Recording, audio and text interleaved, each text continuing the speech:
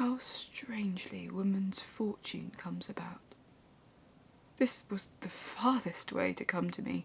All would have judged that knew me born in Venice, and there, with many jealous eyes brought up, that never thought they had me sure enough than when they were upon me. Yet my hap to meet it here, so far off from my birthplace, my friends or kindred. 'Tis not good in sadness to keep a maid so strict in her young days. Restraint breeds wandering thoughts, as many fasting days, a great desire to see flesh stirring again. I'll ne'er use any girl of mine so strictly. Howe'er they're kept, their fortunes find 'em out. I see it in me. If they be got in court, I'll never forbid 'em the country, nor the court, though they be born in the country.